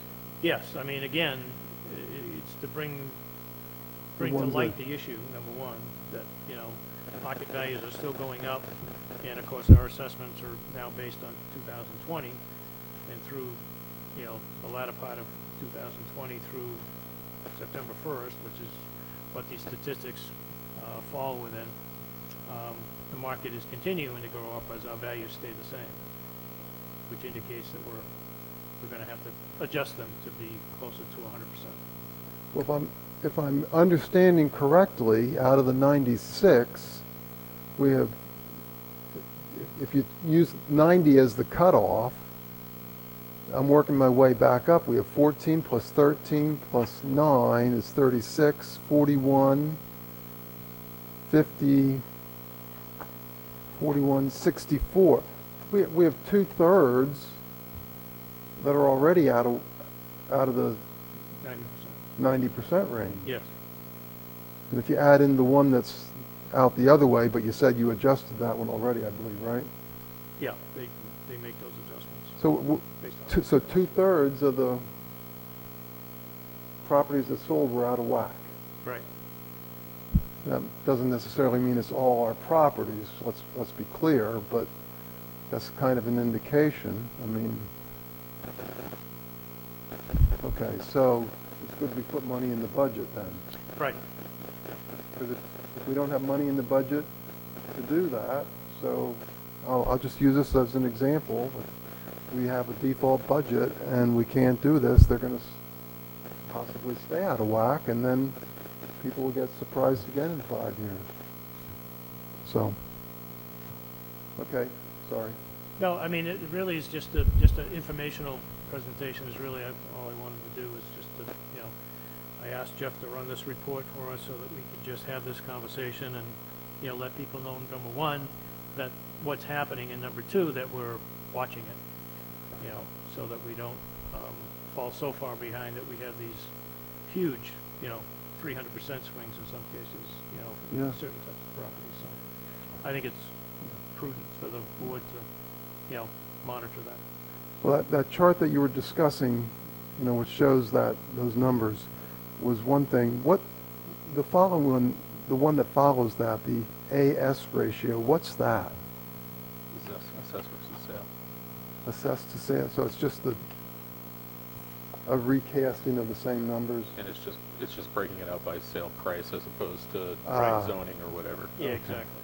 So you can see when you look at that one, it's those, you know, That's even clearer. $500,000 homes, give or, you know, the 553 to 774, those two strata. Now, it's only 3 parcels that sold there, but those are in the 60s for the ratio.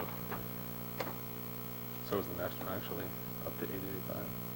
So those are expensive properties that are Yeah, significantly underassessed right now already, even though we just did this. yeah.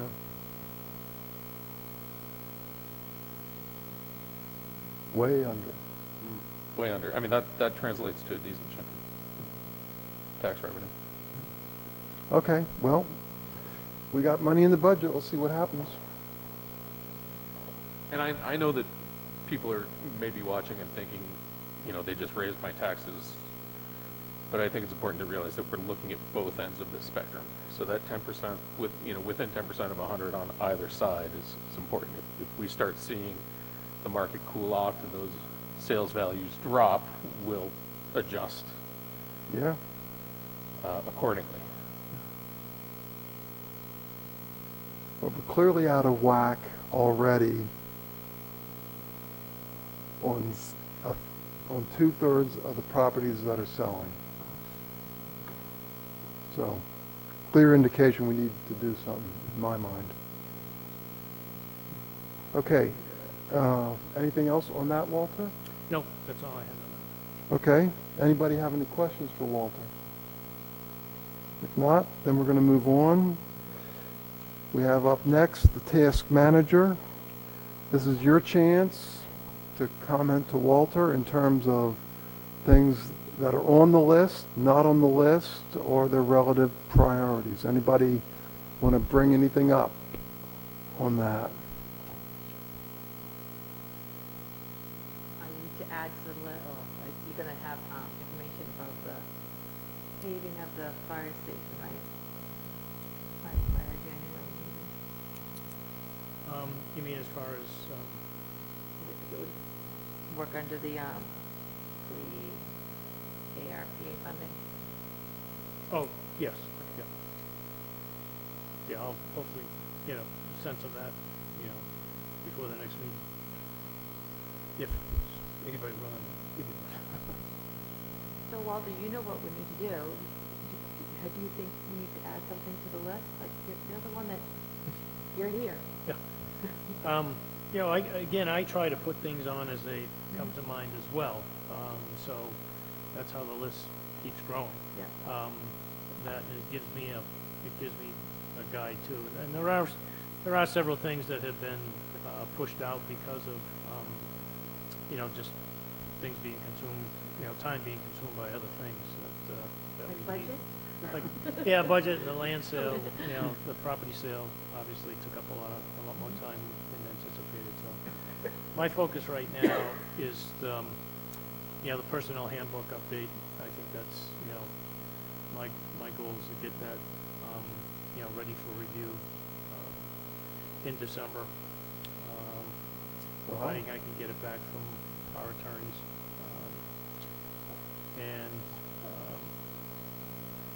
Again, still going through and reviewing, other policies that still need to be, tweaked. As I said, I think we agreed with most of the major ones, but there's also other ones that need to be created too. That'll just make life easier in the future. Like things like addressing the, requests from, community, outside community agencies. I've worked with a policy, in the past that establishes, a certain criteria of information, that should be submitted with your request other than just a letter. A lot of it's in there, but, in some cases, financial information is helpful. You want to make sure that, you're contributing to an organization that necessarily needs the money and is not getting, huge funding from other sources and so forth. And some of those are usually like private foundations and that type of thing, not so much the county agencies. And then when you get a case where a new agency comes about making a request to the town, my previous community, we required them to have it as a single warrant article by petition. So that way there it got, it was brought to the voters' attention that something's being added, and gives the petitioner the opportunity to speak to it at the deliberative session. So, things like that, are a possibility for policy that we could look at, and a whole host of other things. Anything else on the task manager? Thank you. Okay, if not, we're going to move on to any committee reports. Matt, you already talked a little bit about rec. Anything further on rec? Yeah, we got some fun stuff coming up. So there's a tree lighting planned for early December.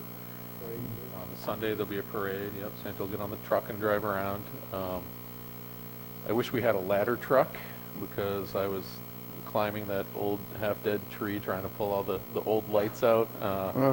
And we got to figure out how we're going to get some new lights on there.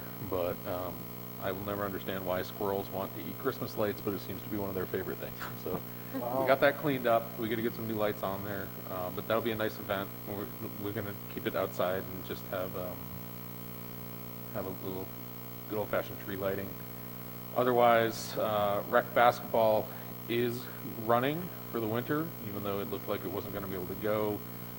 The elementary school has been working with Scott and the rec commission to provide access to the gymnasium. We had some parent volunteers who are in charge of tearing down and then resetting the entire lunchroom setup, because lunch is currently being held in the cafeteria for distancing standards. And lunch is being held in the gym for physical distancing. So thanks to those parents doing that job, it's thankless. It takes a long time, but it's the only way we're managing to pull off a season here.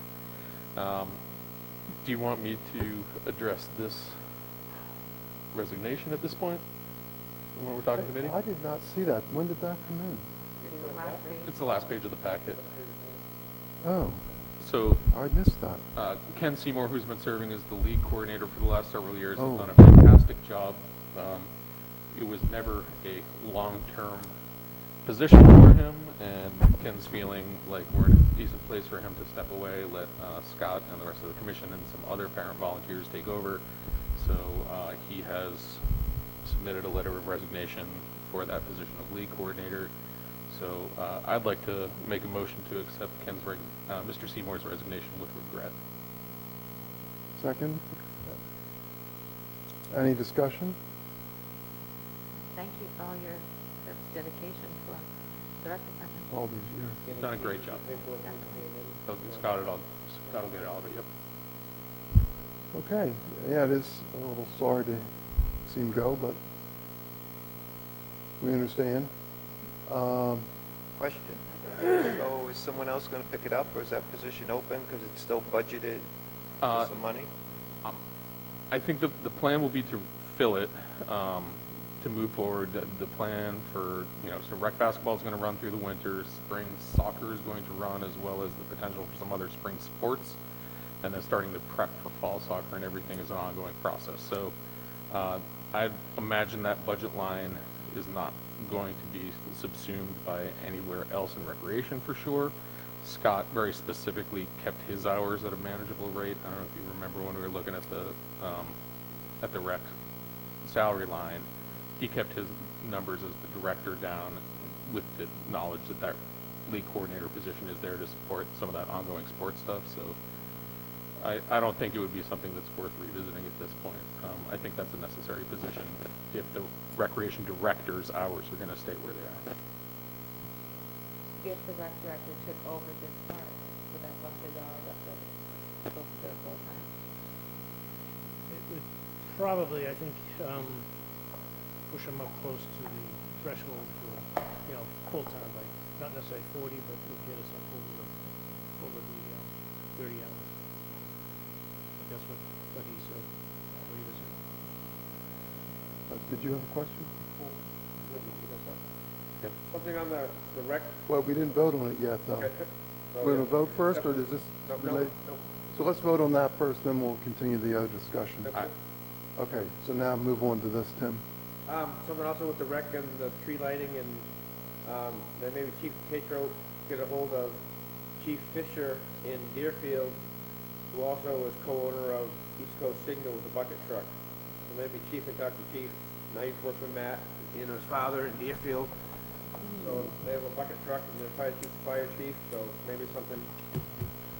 That is very helpful information. Matt Thank you, came- Mr. Colby. Matt came right over with Bobby Lindquist, who used to be on the fire department, Yeah. and set the pole at the dump when that got snapped Oh. off. Matt came over pretty quick and did it for a pretty good rate, so, Good. Matt always says, and I talked to him a few places around town, I still run into him, he says, you guys need anything, we're only a phone call away. He's Great. Great. Even before you put up the lights, like, if you cut off whatever's dead up there, because that tree, I know I was. The talking- tree's hurting. I was talking to, last year to Chris, the tree is seen its better days, we probably should start thinking about planting another tree so it has time to grow, because that tree is, Yeah. Well, Yeah, it could use some attention, yeah. trimming from the bottom and so forth. okay, Jim, anything more on the budget committee that we need to know about? No, not that I've heard. Any Chaplain news, No, nothing. There's going to be a breakfast tomorrow morning, 9 o'clock, with all the chiefs, so if I see the chief from Deerfield, maybe I'll put a bug in his ear about that issue, Good, Perfect. good. if he comes. Good kid. Okay, I'm assuming no more citizens forum. We do need to go into non-public, so I know we need to at least do minutes. Anything else, Walter? Just got a message from Chief Tatro. Monitors are scheduled for delivery on December 8th, 2021. Vents are 60 to 90 days out. Great to go. I figured he'd do it 8 o'clock tomorrow morning, but hey, awesome. Thank you, chief. Positive? Very positive, actually. Yes. So we can have at least them on display for the deliberative session. Yeah. So besides the minutes, do we have anything, Walter? No, I don't think so. So what's the reason for going into non-public if it's just to approve minutes? Actually, that's it. It's just to approve the minutes. I just wanted to note one thing. Based on our meeting schedule here, we won't be meeting for a couple of weeks actually 3 weeks, because we've got an additional Tuesday, which will probably be a good break for everybody, but that means we won't be meeting before the budget work session, and didn't know if Jim had any questions about the process and his representation of the board and presentation and that type of thing. Not anything specific, I guess. I chatted with Hal last week about it. And as the select board representative, I will push for our budget to get approved, that got approved, even though I voted the opposite way, but, so that's what I'll be there to do, make sure what we've approved as a board gets approved and do whatever I can in that vein. So I didn't know you guys would be there, which is a big help. And then with Walter and Cheryl there for any of the other little nitty-gritties that I may not know, but, and if you guys got any input, any suggestions, please let me know. It's my first go at it, so, you can give me a heads up, what to be aware of, maybe something that's been asked in the past or whatever, so I'll be prepared better. Yeah, if you want to, come in between now and then and sit down with myself and Okay, yeah, and Cheryl. Sure, you know, that'd be great. I think, that might help. Just basically, it's kind of like opening remarks, at the beginning of the session, just hit the highlights and so forth, so that, it just kind of emphasizes some of the changes and so on and so forth. Okay, yeah, we'll definitely do that. We'll set up a time and I'll come in. And Cheryl's already prepared a great template for them to see, so Right. it'll be just kind of reiterating that. Okay, great. Good. And don't be afraid that, they theoretically should be addressing questions to you as the selectman's rep on the committee, Right. and then we'll be typically hiding up on the, Well, it's at the school. that's right, it's at the school. We'll be hiding around somewhere. Right. So just as you want backup, just ask. Oh, yeah, I'll ask. I have no problem asking. Doesn't seem shy. Yeah, no, not at all. So, appreciate that, you guys being there. I didn't know that was going to happen, so that was a plus. Okay, so Walter, you said we weren't going to meet for a while, but do we not have to meet to set the tax rate and vote on that? Well, that'll be just an emergency meeting for that Okay, but- purpose, unless you want to have a full meeting. No, Okay. but, no, but that will be at least a meeting. Yeah, sure. Okay. Yeah, I just absolutely. wanted to make sure I wasn't missing something there. Okay. So how about a motion to go into non-public to approve prior minutes? Make a motion to go into non-public under RSA 91A:3, Section 2 to approve non-public minutes. Do I have a second? Thank you. Roll call vote. Jim? Yes. Beth? Yes. Tim? Yes. Yes. And Hal is yes. So we're now going into non-public. Whoops.